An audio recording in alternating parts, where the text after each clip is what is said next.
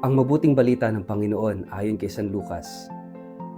Kawawa kayo, mga taga-Corazin, kawawa kayo, mga taga-Betsaida, sapagkat kung sa Tiro at Sidon ginawa ang mga himalang ginawa sa inyo, matagal na sanang nagdamit ng sako at naupo sa abo ang mga taga roon bilang tanda ng kanilang pagsisisi. Mas kahabagan pa ang mga taga-Tiro at taga-Sidon kaysa sa inyo sa araw ng paghuhukom. At kayong mga taga-Kapernaum, nais pala ninyong itaas ang inyong sarili hanggang langit? Ibabagsak kayo hanggang sa daigdig ng mga patay. Sinabi ni Jesus sa kanyang mga alagad, ang nakikinig sa inyo ay sa akin nakikinig. Ang nagtatakwil sa inyo ay nagtatakwil sa akin. At ang nagtatakwil sa akin ay nagtatakwil rin sa nagsugo sa akin. Ang mabuting balita ng Panginoon. Word of the day, hear what God has to say. Mapagpalang araw po sa inyong lahat. Kumusta po kayo? Ang ating word of the day ay responsibility. Ang salita ng Diyos ngayong araw na ito ay hindi madali. Sa halip na aliw, paalala ito ng bigat ng pananagutan. Sa Ebanghelyo ayon kay San Lucas, narinig natin ang mahigpit na pananalita ni Jesus laban sa mga bayan ng Corazin, Betsaida at Kapernaum, mga lugar na naging saksi sa kanyang mga himala, ngunit hindi nagsisi. Sa halip na sambahin siya, binaliwala siya. Sa halip na maniwala, nagpakatigas sila ng puso. At dito sumisibol ang ating pagninilay ngayon tungkol sa pananagutan o responsibility. Hindi lihim na mahirap pakinggan ang ganitong pananalita mula kay Jesus. Sanay tayong marinig siya bilang maawain, mapagpatawad, at puno ng pag-ibig. Ngunit ngayon tila napuno ang kanyang puso at ipinahayag niya na daranas ng higit na kahirapan sa araw ng paghuhukom ang mga bayan na tumanggap ng biyaya, ngunit hindi tumugon ng may pananampalataya. Hindi dahil gusto niya silang parusahan, kundi dahil mas mataas ang inaasahan sa mga binigyan ng mas maraming grasya. Ang pananagutan ay bunga ng biyaya. Ang Diyos ay hindi lang nagbibigay, siya rin ay umaasa.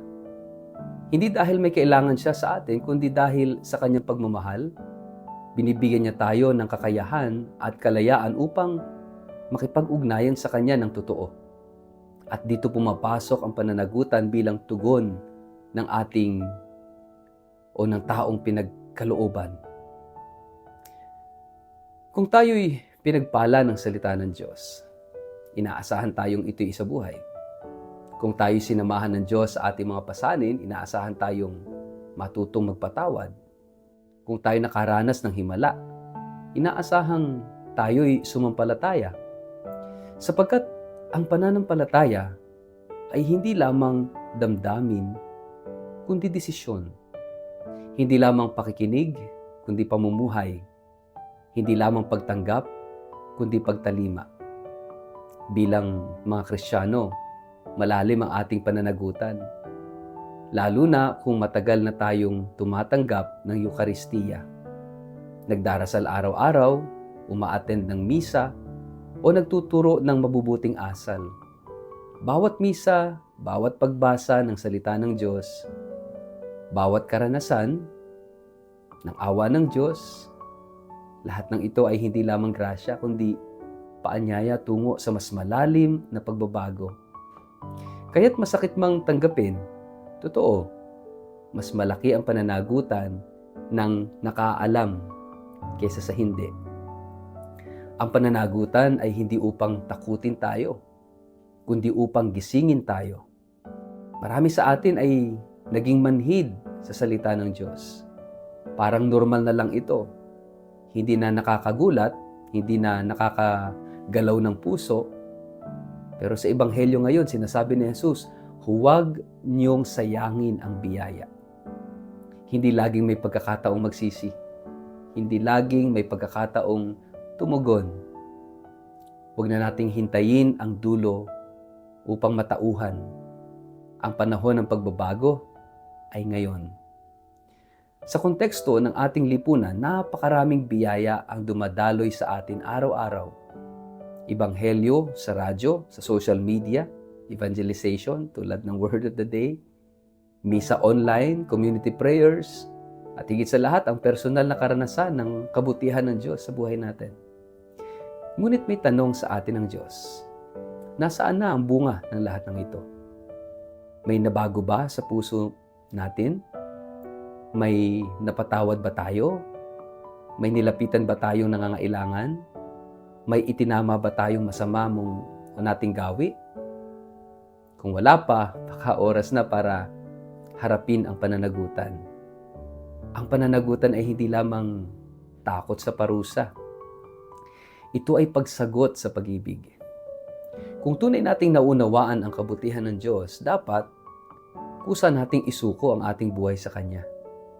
Ang pananagutan ay hindi pasanin, kundi panata ng isang taong may pusong marunong tumanaw ng utang na loob.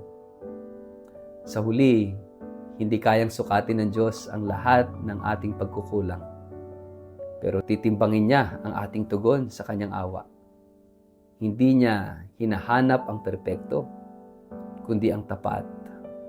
Hindi niya gusto yung takot, kundi ang bukas na puso.